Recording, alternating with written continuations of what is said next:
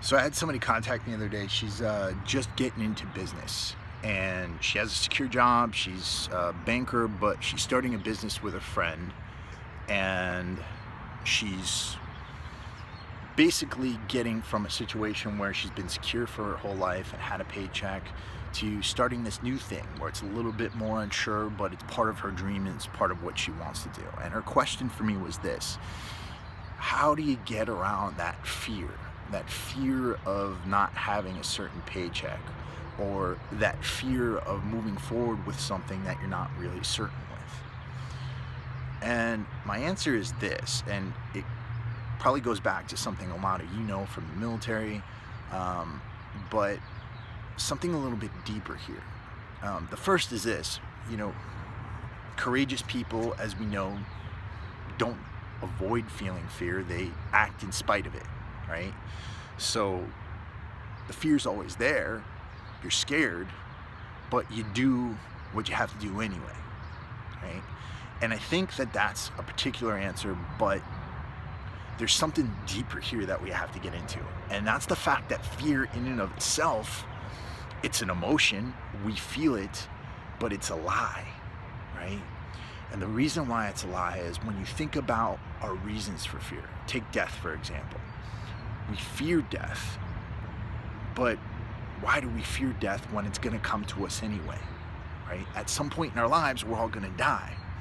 So under that rationale, if it's going to happen, it's going to happen. So, and yeah, we could bring our deaths to us earlier, but in my opinion, my bigger fear is of an unlived life, right? The idea that I'm just going to exist here on this planet until I die and not really be doing anything that I like. I don't want to exist in misery. I want to live. So that's kind of the way I looked at things when I was just getting into business, because it was a scary situation for me, and it brought me to some really scary places. I was living out of my car for a while because I was pursuing my dream, right? And because I suffered a major business defeat, but I kept going because what I realized about my fear of poverty, my fear of living out of my car, was that it wasn't so bad. It simplified life a whole lot more, you know? I live in a modest house right now, and that house to me is a fucking palace because I've experienced living out of my car. And then I was able to live out of my car because I've experienced sleeping on the ground when I was in the Marine Corps. To be honest, I could live in a cave as long as I have some books and I have the ability to do some burpees and maybe a kettlebell with me. I'll be awesome. And that's kind of the mentality you have to get into when you're trying to start something new, right? If I fear poverty, well, maybe I do have the ability to live simply. Maybe I don't have to live in the lap of luxury. And most Americans, whether you believe it or not, even if you're living in a one-room apartment, you're living in the lap of luxury compared to a lot of the rest of the world. So that's another way of approaching it. So you have fear of death, fear of poverty. And then maybe fear of lost love is a big one here, because a lot of times we do things where we're trying to start something new, but our loved ones don't quite understand it. So it causes tension in the relationship.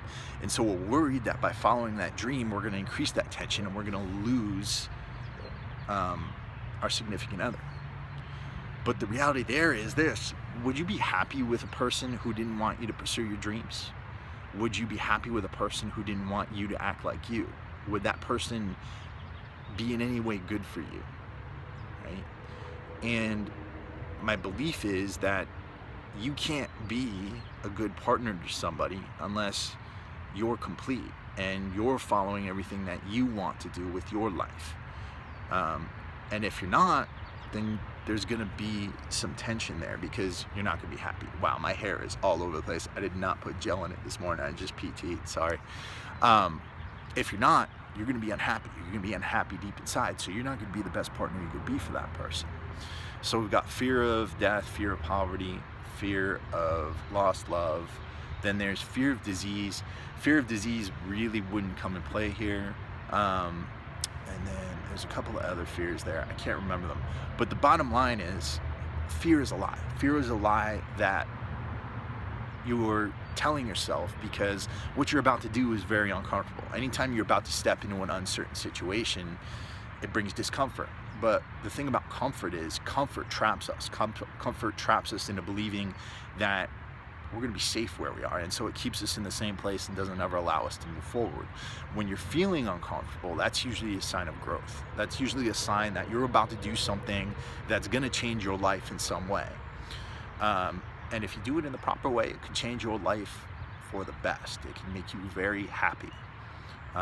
If you half-ass it, then it could bring more misery. So my advice to anybody who's trying to do anything like this, any sort of life-changing event, is if it's congruent with your dreams and it's what you want to do and it's part of your vision for how you want to live your life, then just do it. Step into it. Of course, be smart about it, but live this life. You don't have a lot of time here. And again, someday you're gonna die. So get out there, move, live. All right? Peace.